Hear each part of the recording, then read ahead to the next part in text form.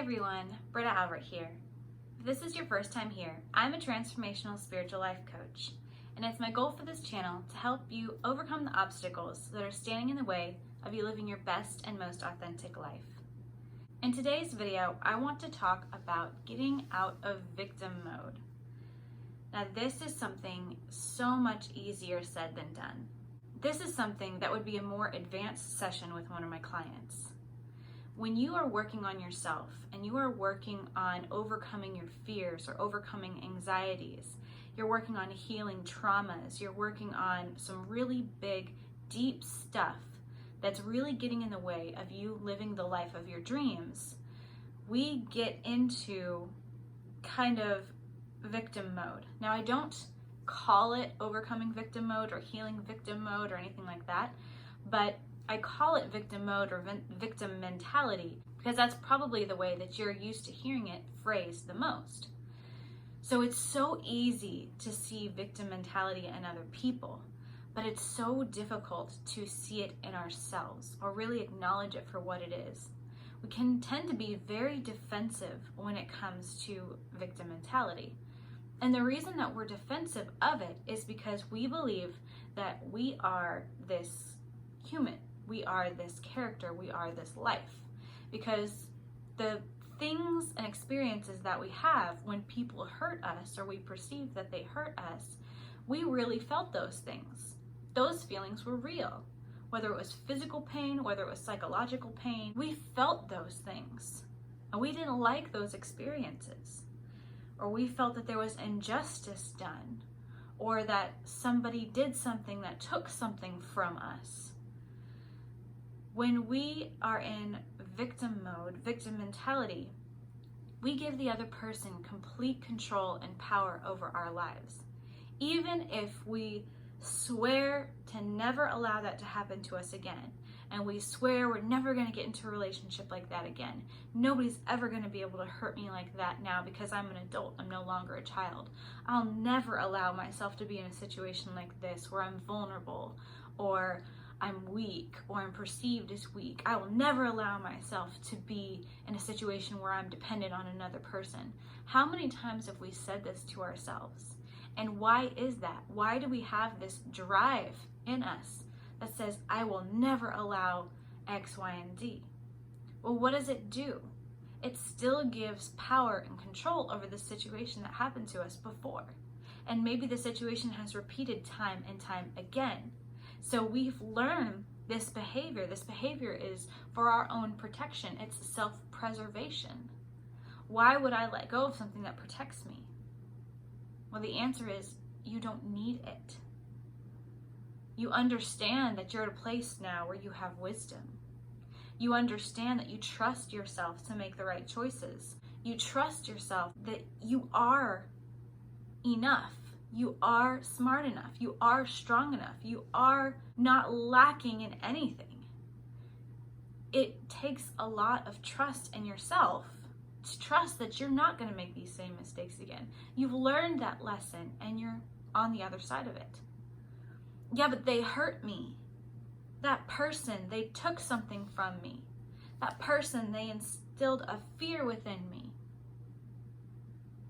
Because you are still identifying yourself with this body. You're still identifying yourself with this character, because at the end of the day, you are an eternal being and nothing can actually hurt you. But the more that you claim this hurt person, the more that is your reality.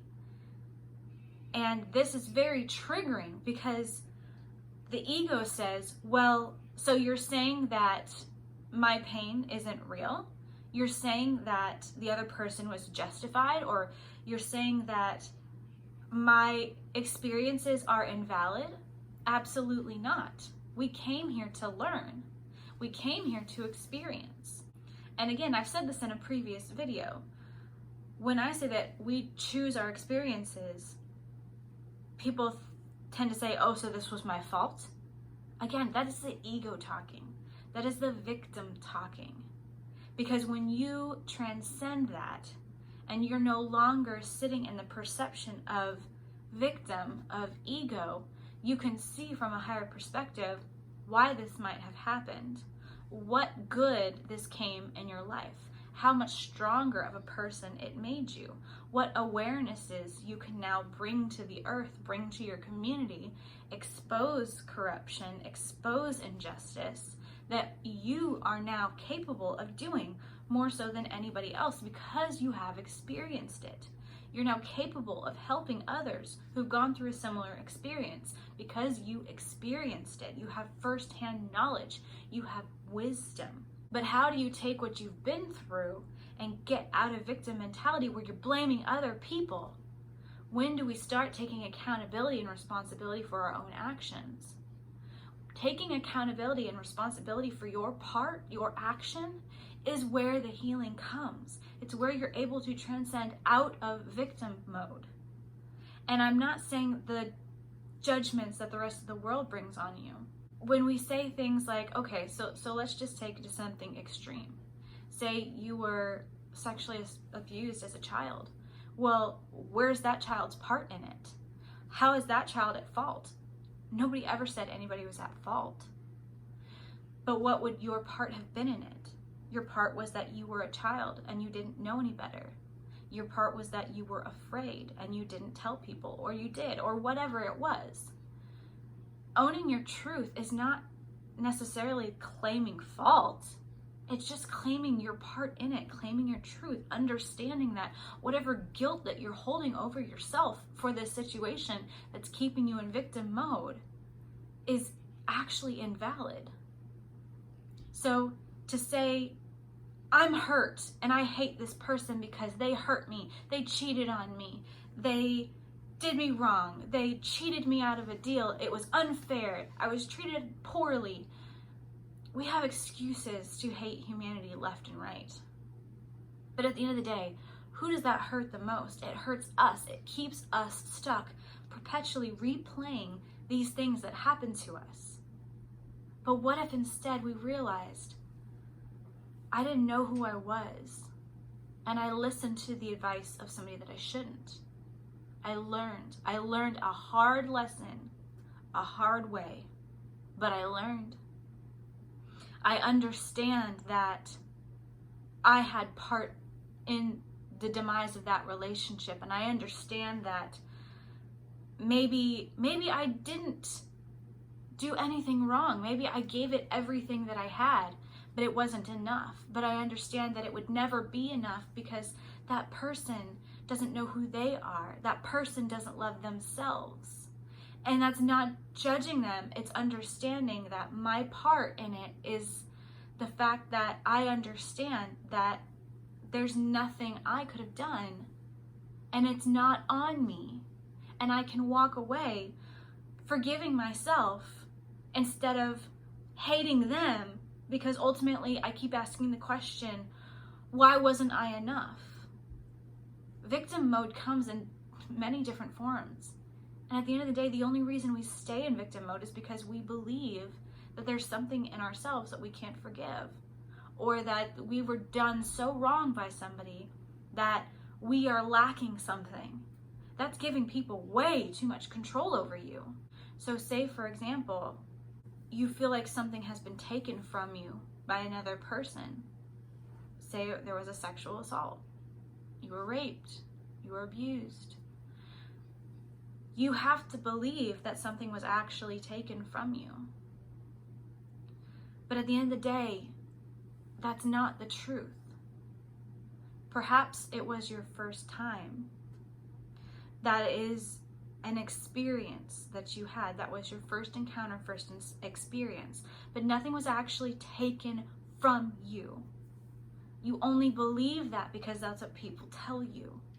But the value is not in the virginity. It never has been, and it never will be.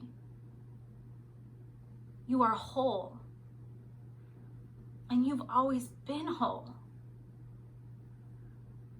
To believe that you are tainted or less than valuable is to believe that you are not whole. And that's a lie. That's not who you are. And even if If it's something, again, like maybe somebody cheated on you or they broke your heart, to hate them or to close yourself off from others is doing yourself a disservice and ultimately holding you back. It's not doing anything to that person. They're going on with their lives. They're either continuing to hurt other people or maybe they're getting help and they're bettering themselves. You don't know. But your hating them is not doing anything to disrupt their life. I promise you. As much as you want to have that kind of power over them, you don't. You're giving them all the power. And they might not even be aware of it. It's so important to really see your truth for what it is and forgive yourself and be honest about what your part of the situation was. So that way you can move on. You can forgive yourself. You can transcend that experience, get out of victim mode, and take your life back. Take your freedom back. Take your courage back. Take your confidence back. What would your life look like if you had all of that back? Where would you go? Who would you be? How would you interact? How would you wake up in the morning? Don't you want that back? Now, this is not something that you're going to heal in a single day. But what you can do in a single day is you can start asking yourself these questions. You can start identifying where you're in victim mode. You can start identifying when people trigger you. When you find that somebody pisses you off, it's because there's something in them that you don't like in yourself. Now, where's that coming from?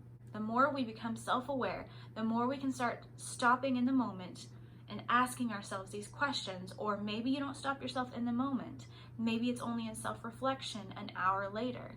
The more aware you become of it, the closer you'll get to being able to stop yourself in the moment. Then eventually you'll be able to prevent yourself from flipping out on people or getting pissed off or ruining your day. And it won't affect you anymore. It won't trigger you anymore because you know who you are and you're no longer a victim. And you can walk around this earth with peace and love. Can you imagine? And it's not that far off. It's not that hard to achieve. It's really not. No, it's not going to happen overnight. But nothing does. Nothing happens overnight. So to be discouraged because you've given something a week, or you've given something a month, or you've given something 6 months, and you feel like you're still in the same place, do not be discouraged. It takes time. But recognize and give yourself a pat on the back for these small victories. Maybe you caught yourself 3 hours later after you flipped out on somebody and you didn't even know why. And you were able to realize, hey, that person probably didn't deserve the reaction that I gave for that experience. Why did I get so angry? Why did I get so defensive? Why did I get so hurt? What was it that they said that set me off? The more you become self-aware, the more you realize, I am whole. I'm lacking nothing. Nobody can take something from me. I may have an experience, but my value is not in that experience. My value is not in this thing that I think that they took from me. Nobody can take anything from you. Not really. Only in the physical world. Only material things. But does any of those material things equate to your actual value as a human being? You know the answer is no, even though sometimes it might feel like yes.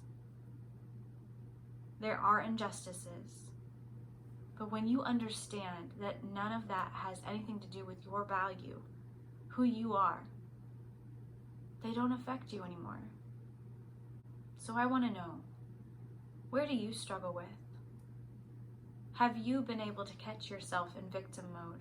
Or are you going to make the commitment from here on out moving forward to at least start to try to be aware and ask yourself these questions? Because at the end of the day, what kind of life do you want to live?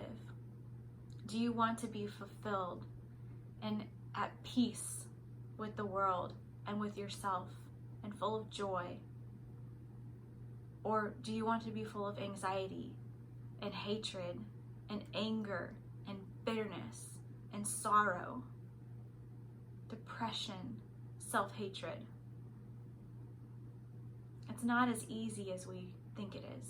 We know what answer we all want, but are you willing to start on that journey and start asking yourself these questions and start finding the answers and being courageous enough to look at yourself instead of pointing the finger outward?